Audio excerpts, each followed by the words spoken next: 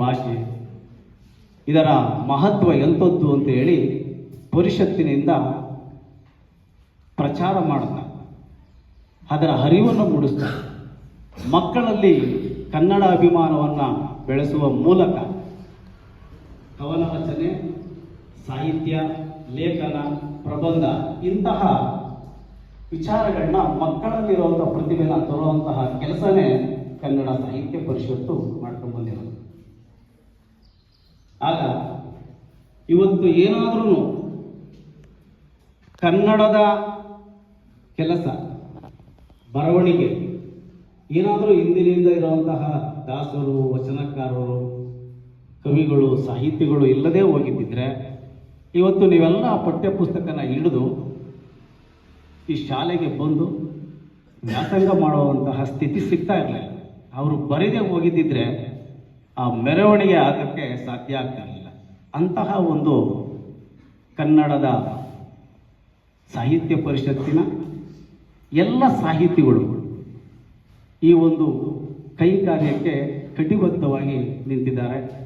ನಾನು ಕನ್ನಡ ಸಾಹಿತ್ಯ ಪರಿಷತ್ತಿನ ತಾಲೂಕು ಅಧ್ಯಕ್ಷನಾದ ನಂತರ ನಡೆದು ಬಂದ ಹಾದಿ ಅಂತಂದರೆ ಮಕ್ಕಳಲ್ಲಿರುವಂತಹ ಪ್ರತಿಭೆನ ಈಚೆಗೆ ತೆಗಿಬೇಕು. ಸಾಹಿತ್ಯ, ಕಲೆ, ಸಂಸ್ಕೃತಿ ಅದೆಲ್ಲ ಅವರಲ್ಲೂ ಸಹ ಇದೆ ಅನ್ನೋದನ್ನು ತೋರಿಸ್ಪಡಿಸ್ಬೇಕು ಅಂತಂದರೆ ಇಂಥದ್ದೊಂದು ಕಾರ್ಯಕ್ರಮಗಳು ಬೇಕಾಗಿತ್ತು. ಅಲ್ಲದೆ ತಾವೆಲ್ಲರೂ ಗ್ರಾಮೀಣ ಭಾಗದ ಮಕ್ಕಳು ಅಂತ ಅನ್ಕೊಂತೀನಿ. ಹೌದಾ ಹೌದಾ ಎಲ್ಲ ಗ್ರಾಮೀಣ ಭಾಗದಲ್ಲಿ, ಹಳ್ಳಿಗಾಡು ಪ್ರದೇಶದಲ್ಲಿ ಜಾನಪದ ಸಾಹಿತ್ಯ ಮತ್ತು ಕಲೆಯನ್ನು ಕಟ್ಟಿಕೊಂಡು ಬೆಳೆಯುವಂತಹ ನಾಡು ಇವತ್ತು ನಮ್ಮಲ್ಲಿ ಜಾಸ್ತಿ ಇದೆ. ನೀವೆಲ್ಲರೂ ಹಳ್ಳಿಗಾಡಲ್ಲಿ ಕೇಳಿರಬೇಕು, ಮನೆಯಿಂದ ಮನೆಗೆ ಜಾನಪದ, ಬಾಯಿಯಿಂದ ಬಾಯಿಗೆ ಜಾನಪದ ಹರಡ್ತಾ ಇರ್ತದೆ. ಹಳ್ಳಿಯಲ್ಲಿ ಏನು ವ್ಯವಸಾಯ ಮಾಡೋತವಿಂದ ಹಿಡಿದು ಮಜ್ಜಿಗೆ ಕಡಿಯುವಂತಹ ಆ ಮಂತ್ರಿಯಿಂದ ಹಿಡಿದು ಸಾಹಿತ್ಯನ ಕಟ್ಟುವಂಥ ಕೆಲಸ ಹಳ್ಳಿಯಲ್ಲಿ ಮಾತ್ರ ಸಾಧ್ಯ. ನೀವೆಲ್ಲರೂ ಒಮ್ಮೆ ನಿಮ್ಮ ಹಳ್ಳಿಯ ಸೊಗಡನ್ನು ನೆನೆಸ್ಕೋಬೇಕು. ಯಾವ ರೀತಿ ಸಾಹಿತ್ಯನ ಆಕಾರಗಳನ್ನು, ಪ್ರಕಾರಗಳನ್ನು ಹೊರಗೆ ಹಾಕ್ತಾರೆ ಅಂತ ಹೇಳ್ಬಿಟ್ಟು. ಇವತ್ತು ನೀವೆಲ್ಲರೂ ಇನ್ನೊಂದು ಯುಗಕ್ಕೆ ಕಾಲಿಟ್ಟಿದ್ದೀರಿ. ಆ ಯುಗ ಮೊಬೈಲ್ ಯುಗ ಆಗಿದೆ. ನೀವೆಲ್ಲರೂ ಅಂಗೈಯಲ್ಲೇ ಅಪ್ಸರೆ, ಎಲ್ಲ ಅಂಗೈಯಲ್ಲೇ ನೋಡ್ಬೋದು ಅಂತ ನೀವು ತಿಳಿದಿದ್ದೀರಿ. ಆದರೆ ನೀವು ಅದಕ್ಕೆ ಮಾರು ಹೋಗ್ಬಾರ್ದು. ಯಾಕೆಂತಂದರೆ ನಿಮ್ಮನ್ನು ಮಾಯ ಮಾಡುವಂತಹ ಕೆಲಸ. ನೀವು 4 ಗಂಟೆಗಳ ಕಾಲ ನೀವು ವ್ಯಾಸಂಗ ಮಾಡಿ ನಿಮ್ಮಲ್ಲಿ ಆ ಪಠ್ಯಪುಸ್ತಕದಲ್ಲಿರೋ ನಿಮ್ಮ ಮಸ್ತಕಕ್ಕೆ ಏನಾದರೂ ತಗೊಂಡೋಗಿದ್ದೇ ಆಗಿದ್ದರೆ, ನೀವೇನಾದರೂ 10 ನಿಮಿಷ ನೀವು ಮೊಬೈಲ್ ನೋಡಿದ್ರೆ ಅದೆಲ್ಲ ಮಾಯ ಆಗುತ್ತದೆ. ಹಾಗಾಗಿ ಅದರಿಂದ ಸ್ವಲ್ಪ ದೂರ ಇರಿ. ನಿಮ್ಮ ತಂದೆ ತಾಯಿಗೆ ನೀವು ಎಷ್ಟು ಗೌರವ ಕೊಡ್ತೀರೋ ಈ ಕನ್ನಡ ಭಾಷೆಗೂ ಅಷ್ಟೇ ಗೌರವ ಕೊಡಬೇಕು. ಹಾಗಾಗಿ ನಿಮಗೊಂದು ಉದಾಹರಣೆ ಕೊಡ್ತೀನಿ.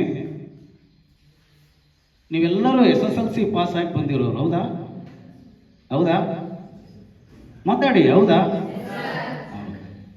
ಫೇಲ್ ಆಗಿರೋರು ಯಾರಿದ್ರಿ? ಫೇಲ್ ಆಗಿ ಪಾಸ್ ಆಗಿ ಬಂದಿರೋರು ಯಾರನ್ನ ಇದ್ದೀರಾ? ಯಾರು ಫೇಲೇ ಆಗಿಲ್ಲ. SSLCಯಲ್ಲಿ ನೀವೆಲ್ಲ ಪಾಸ್ ಆಗಿದ್ದೀರಿ. ಒಮ್ಮೆ ನೀವು ಫೇಲ್ ಆಗಬೇಕಾಗಿದೆ. 1 ವರ್ಷ SSLCಯಲ್ಲಿ ನೀವು ಫೇಲ್ ಆಗಿದ್ರೆ ಅದ್ರ ಸುಖ ನಿಮಗೆ ಗೊತ್ತಾಗುತ್ತೆ. ಹೌದಾ? ಯಾರು ಎದ್ದಾಡ ಹೇಳಮ್ಮ, ಯಾಕೆ ಅಂತ ಹೇಳಿ ನೋಡೋಣ.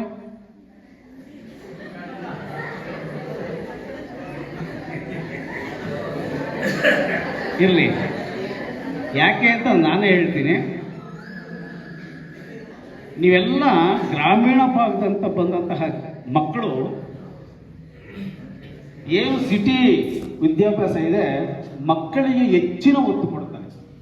ಬೆಳಗ್ಗೆಯಿಂದ ಸಂಜೆವರೆಗೂ ಶಾಲೆಯಲ್ಲಾದರೆ ಸಂಜೆ ಟ್ಯೂಷನ್ನಲ್ಲಿ ಹೋದ್ಮೇಲೆ ಮನೆಯಲ್ಲಿ ಆ ಮಕ್ಕಳನ್ನ ಈ ಖಾರ ರುಬ್ದಂಗೆ ರುಬ್ಬಿಡ್ತಾರೆ. ನಿಮ್ಮನ್ನ ಯಾರು ರುಬ್ಬಕ್ಕಾಗಲ್ಲ. ಯಾಕೆ ಗೊತ್ತಾ? ಇಂಗ್ಲೀಷ್ ಮೀಡಿಯಂ ಮಕ್ಕಳಿಗೆ ಅಷ್ಟೊಂದು ಹೊರಗಡೆ ಹೊರ ಪ್ರಪಂಚ ಮತ್ತು ಗ್ರಾಮೀಣ ಭಾಗದ ಆ ಅರಿವು ಇರಲ್ಲ. ಅವ್ರಿಗೆ ಭಯ ಜಾಸ್ತಿ. ಯಾರಾದರೂ 10 ಮಕ್ಕಳಿದ್ರೆ ಅಂಥವ್ರು ನಿಮ್ಮಂಥ ಒಬ್ಬ ಹಳ್ಳಿಗಾಡು ಹುಡುಗ ಎದುರಿಸ್ಬಿಡ್ಬೋದು ಅವ್ರನ್ನ. ಅವರೆಲ್ಲ ಎದುರ್ಕೊಂಡ್ಬಿಡ್ತಾರೆ. ಟೈಯು ಬೆಲ್ಟು ಅಷ್ಟೇನೆ ಹಿಂಗೆ ಕುದುರೆಗೆ ಲಾಕ್ ಮಾಡ್ದಂಗೆ. ಆದರೆ ನಿಮ್ಮನ್ನ 10 ಜನ ಅವ್ರು ಬಂದು ಎದುರಿಸಿದ್ರು ನೀವು ಒಬ್ಬರು ಎದುರಿಸುವಂಥ ಶಕ್ತಿ ಹಳ್ಳಿಗಾಡು ಪ್ರದೇಶದ ಮಕ್ಕಳಲ್ಲಿ ಇರ್ತದೆ. ಯಾಕೆ ಅಂತಂದರೆ ಆತ್ಮಸ್ಥೈರ್ಯ ಮಕ್ಕಳಲ್ಲಿ ಜಾಸ್ತಿ ಇರ್ತದೆ. ಮತ್ತು SSLC ಒಳಗೆ ಒಮ್ಮೆ ಫೇಲ್ ಆಗಬೇಕು ಅನ್ನೋದು, ಫೇಲ್ ಆಗಿದ್ರೆ ಹೆಂಗಿತ್ತು ಆ ಸುಖ ಅನ್ನೋದು ನಿಮಗೊಂದು ಹೇಳ್ತೀನಿ ನೋಡಿ. ನೀವು ಹಳ್ಳಿಯಲ್ಲಿ ಬಂದಂಥವ್ರು ದೆವ್ವಗಳನ್ನ ನೋಡಿದ್ದೀರಾ? ನೋಡಿಲ್ಲ. ಕೇಳಿದ್ದೀರಾ? ಹೇಳಿದ್ದೀರಾ? ಎಷ್ಟು ದೆವ್ವಗಳು ನೋಡಿರ್ಬೋದು ನೀವು? 1 2 ನೋಡಿರ್ತೀರಿ. ನಾನು 3 ದೆವ್ವಗಳನ್ನ ನೋಡಿದ್ದೀನಿ. ಹೌದಾ ಹೌದಾ ಅಲ್ವಾ ಹೇಳಿ? ನೋಡಿದ್ದೀರಿ? ಯಾರು ನೋಡಿದ್ದೀರಾ 3 ದೆವ್ವ ಆಗಿದ್ಮೇಲೆ? ನೋಡಿ, ನಾನು ಹೇಳ್ತೀನಿ, ಆ 3 ದೆವ್ವಗಳು ಯಾವುವು ಅಂತಂದರೆ SSLC ಒಳಗಿರೋವು, 10ನೇ ತರಗತಿಯಲ್ಲಿವೆ. ಒಂದು ವಿಜ್ಞಾನ, ಇನ್ನೊಂದು ಗಣಿತ, ಇನ್ನೊಂದು ಇಂಗ್ಲೀಷ್. ಈ 3 ದೆವ್ವಗಳು ಆ SSLC ಇರೋ ಮಕ್ಕಳನ್ನ ಎದುರಿಸ್ಬಿಡ್ತವೆ. ಹೌದಾ? ಬಹಳ ಕಠಿಣ ಅವು. ಆದರೆ ಅವಕ್ಕೆ ಎದುರದಲ್ಲೇ ಪಾಸ್ ಮಾಡಿ ಬಂದಿದ್ದೀರಲ್ಲ ನೀವು, ನಿಜಕ್ಕೂ ನೀವು ಗಟ್ಟಿ ಹೃದಯ ಇರುವಂಥವ್ರು.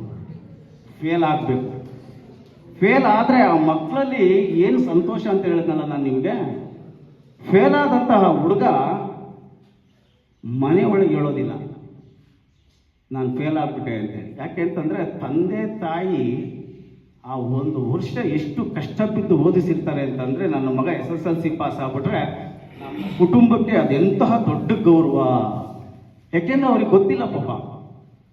ಆಗ ಅವನು ಹೇಳೋದಿಲ್ಲ. ತನ್ನ ಸ್ನೇಹಿತರೊಂದಿಗೆ ಮತ್ತೊಮ್ಮೆ ಅದನ್ನು ಕಟ್ಟಿ ಪಾಸ್ ಮಾಡ್ಕೊಬೇಕು ಅಂತ ಹೇಳಿ ಅವನು ಮನಸ್ಸಿರ್ತದೆ. ಸಂಜೆ ಬೆಳಿಗ್ಗೆ ಆ ಮಗನಿಗೆ ದನ ಕಟ್ಟು, ಹುಲ್ ತಗಂಬ, ಇತ್ಲ ಕಡೆ ನೋಡು, ತಿಪ್ಪೆಗೆ ಹಾಕುವ ಕಸ ಅಂತ ಹೇಳಿ ಅವನನ್ನು ಹೀಯಾಳಿಸಿ ಅವನನ್ನು ಮಜ್ಜಿಗೆ ಮಾಡಿಬಿಡ್ತಾನೆ. ಆ ಹುಡುಗನ್ನ ಮಜ್ಜಿಗೆ ಮಾಡಿಬಿಡ್ತಾನೆ ಚೆನ್ನಾಗಿ ಕುಟ್ಟಿ. ಅವನಿಗೆ ಬಹಳ ನೋವಾಗ್ತದೆ, ನಾನು ಪಾಸ್ ಆಗ್ಬಿಡ್ಬೇಕಾಗಿತ್ತು, ನಾನು ಎಂಥ ತಪ್ಪು ಮಾಡಿಬಿಟ್ಟೆ ಅಂತೇಳಿ. ಅವನು ಬರೆದು ಪಾಸ್ ಆದ್ಮೇಲೆ ಆ ಹುಡುಗ ಹಿಂದಿನ ಬ್ಯಾಚಲ್ಲಿ ಫಸ್ಟ್ ಇಯರ್ PUC ಹೋಗಿರ್ತಾರೆ. ಅವನು ಪಾಸ್ ಆದಮೇಲೆ ಫಸ್ಟ್ ಇಯರ್ PUC ಬರೋವಂಥವ್ರು ಅವನ ಬ್ಯಾಚ್ಗೆ ಆಗ್ತಾರೆ. ಅವನಿಗೆ 2 ಬ್ಯಾಚ್ ಸಿಕ್ಬಿಡ್ತು. ಅವನು ಹೇಳ್ತಾನೆ, ಇವನು ನನ್ನ ಕ್ಲಾಸ್ಮೇಟು ಅಂತ. ಅವ್ನು PUC ಹೋಗ್ಯವ ನಾಳೆ. ಅವನು ಹಿಂದೆಗಡೆ ಬಂದವನು, ಇವನು ನನ್ನ ಕ್ಲಾಸ್ಮೇಟು, ಇವನು ಇವಾಗ ಹೋಗೋನು. ನೋಡಿ, ಆ ಹುಡುಗನಿಗೆ ಎಷ್ಟು ನೋವಾಗ್ತದೆ ಅಂತಂದರೆ, 1 ವರ್ಷ ನಾನು ಕಳ್ಕೊಂಡಿದ್ಗೆ 2 ಬ್ಯಾಚು ನನ್ನ ಕ್ಲಾಸ್ಮೇಟ್ ಸಿಕ್ಕಿದ್ರು ಅನ್ನೋದು ಒಂದು ಅಷ್ಟೇ. ಅವನಿಗೆ 2 ಬ್ಯಾಚು ನನ್ನ ಕ್ಲಾಸ್ಮೇಟ್ ಸಿಕ್ಕಿದ್ರು, 1 ವರ್ಷ ಅವನ ವಿದ್ಯಾಭ್ಯಾಸ ಕಳ್ಕೊಂಡಿದ್ಕೆ ಅವನ ಅಚೀವ್ಮೆಂಟು ಎಲ್ಲಿ ಹೋಗುತ್ತೆ ಅಂತಂದರೆ ಅವನ ಕನಸಾಗಿ ಉಳಿದುಬಿಡ್ತಾನೆ. ಅದಕ್ಕಾಗಿ ವಿದ್ಯಾಭ್ಯಾಸಕ್ಕೆ ಹೆಚ್ಚಿನ ಒತ್ತು ಕೊಡಬೇಕು. ನೀವು ಸಾಹಿತ್ಯದ ಕಡೆ ಹೋಗಬೇಕು. ನೋಡಿ, ಯಾವುದೇ ಕ್ಷೇತ್ರದಲ್ಲಿ ನಗು ಇರೋದಿಲ್ಲ. ನೀವೆಲ್ಲಾದರೂ ನೋಡ್ಕೊಂಬಂದ್ರಿ, ಕಲೆಯಲ್ಲಿ ಮಾತ್ರ ನಗು ಇರೋದು, ಸಾಹಿತ್ಯದಲ್ಲಿ ಮಾತ್ರ ನಗು ಇರೋದು, ಅದರಲ್ಲಿ ಮಾತ್ರ ಸಂತೋಷ ಇರೋದು, ಬಿಟ್ಟರೆ ಇನ್ಯಾವುದರಲ್ಲೂ ಇಲ್ಲ. ಹೆಚ್ಚಿಗೆ ಮಾತಾಡೋರು ಯಾರು, ಹೆಚ್ಚಿಗೆ ಮಾತನಾಡದೇ ಇರೋರು ಯಾರು ಅಂತ ಗೊತ್ತಾ ನಿಮಗೆ? ಗೊತ್ತಾ? ಇಲ್ಲ. ಹೆಚ್ಚಿಗೆ ಮಾತೇ ಆಡಲ್ವಲ್ಲ ಅವ್ರು ಯಾರು ಗೊತ್ತಾ? ಇಂಜಿನಿಯರ್ ಮಾಡ್ಕೊಂಡಿರ್ತಾರೆ ನೋಡ್ರಿ, ಕಂಪ್ಯೂಟರ್ ಮುಂದೆ ಕೂತ್ಕೊಂಡು. ಕಂಪ್ಯೂಟರ್ಗೂ ಅವ್ರಿಗೂ ಮಾತ್ರ 15 ಮಾತು ಅಷ್ಟೇ ಅವ್ರು ಆಡೋದು ಒಂದು ದಿವಸಕ್ಕೆ. 15 ಮಾತು ಜೊತೆ ಬರೀ ಆ ಕಂಪ್ಯೂಟ್ರಲ್ಲೇ ಮುಳುಗೋಗಿರ್ತಾರೆ ಇಂಜಿನಿಯರ್ಗಳು. ಹೆಚ್ಚಿಗೆ ಮಾತಾಡೋನು ಅಂದರೆ ಕಲಾವಿದ. ಅವನು ಕಲಾವಿದ, ಅವನು ಏನಾದರೂ ಅವನಿಗೆ ಗೊತ್ತಿರೋದು ಇನ್ನೊಬ್ಬರ ಕೈಲಿ ಹೇಳ್ಕೊಳ್ಳೇಬೇಕು. ಹೇಳ್ಕೊಳ್ಳಿಲ್ಲ ಅಂದರೆ ಅವನಿಗೆ ರಾತ್ರಿ ನಿದ್ದೆನೇ ಬರೋಲ್ಲ. ಅಂತಹ ಒಂದು ಕಲೆ ಸಂಸ್ಕೃತಿ ಈ ನಾಡಲ್ಲಿದೆ. ನೀವೆಲ್ಲರೂ ಗ್ರಾಮೀಣ ಭಾಗದಿಂದ ಬಂದಿದ್ದೀರಿ. ಹೆಚ್ಚಿನ ಒತ್ತು ಕೊಡಿ. ನಿಮ್ಮ ಕಾಲೇಜಿಗೆ ಒಳ್ಳೆ ಹೆಸರು ಬರಬೇಕು ಅಂತಂದರೆ ನೀವು ಏನು ಪ್ರೈವೇಟ್ ಶಾಲೆಗೆ ಅವ್ರು 90 ಮಾರ್ಕ್ಸ್ ತಗೊಂತಾರಲ್ಲ, 90 ಮಾರ್ಕ್ಸ್ ಅಲ್ಲ, ಅದು ನೀವು ತಗೊಳ್ತೀರಲ್ಲ ಅದು ನಿಜವಾದ ಮಾರ್ಕ್ಸು, ಅದು ನಿಜವಾದ ಈ ಶಾಲೆಗೆ ಗೌರವ ಅಂತ ಹೇಳಿ, ಕನ್ನಡ ಸಾಹಿತ್ಯ ಪರಿಷತ್ತಿನಿಂದ ನಮಗೆ ಈ ದಿನ ಈ ಕಾಲೇಜಿನಲ್ಲಿ ಅವಕಾಶ ಕಾರ್ಯಕ್ರಮ ಮಾಡಿಕೊಟ್ಟಿದ್ದಕ್ಕಾಗಿ ತಮ್ಮೆಲ್ಲರಿಗೂ ಧನ್ಯವಾದ ಹೇಳ್ತಾ ನನ್ನ ಮಾತಿಗೆ ವಿರಾಮ ಹೇಳ್ತೇನೆ. ಜೈ ಹಿಂದ್, ಜೈ ಕರ್ನಾಟಕ ಮಾತು.